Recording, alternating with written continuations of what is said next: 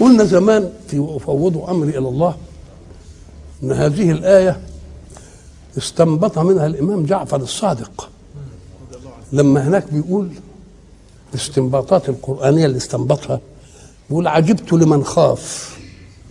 أي واحد يخاف من أي حاجة، عجبت لمن خاف ولم يفزع إلى قول الله سبحانه حسبنا الله ونعم الوكيل. يعني أي واحد يخاف من أي حاجة يفزع إلى إيه؟ حسبنا الله ونعم الوكيل. فإني سمعت الله بعاقبها يقول إيه؟ فانقلبوا بنعمة من الله وفضل. شوفوا عبارته حتى عجبت لمن خاف ولم يفزع إلى قول الله سبحانه حسبنا الله ونعم الوكيل. فإني سمعت الله، فكأن القرآن لما يتلى اوعى تقول ده فلان بيتليه، الله يتكلم. شوف فإني سمعت الله بعاقبها يقول إيه؟ فانقلبوا بنعمة من الله وفضل لم يمسسهم سوء. وعجبت لمن مكر به كيف لا يفزع إلى قول الله سبحانه وأفوض أمري إلى الله إن الله بصير بالعباد. فإني سمعت الله بعاقبها يقول فوقاه الله سيئات ما مكر. وعجبت لمن طلب الدنيا وزينتها، حتى طلب الدنيا كيف لا يفزع إلى قول الله ما شاء الله لا قوة إلا بالله. اللي عايز الدنيا تفتح له بقى يقول ما شاء، يقول في كل حاجة ما شاء الله لا قوة إلا بالله.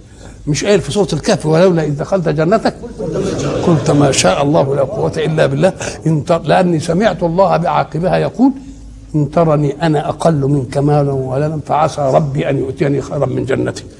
وعجبت لمن اغتم، والاغتمام معناه ان انقباض الصدر ما يعرفش سببه ايه، وانت ساعه تقول كده والله انا مش عارف متضايق من ايه مش عارف. وعجبت لمن اغتم كيف لا يفزع الى قول الله سبحانه لا اله الا انت سبحانك اني كنت من الظالمين.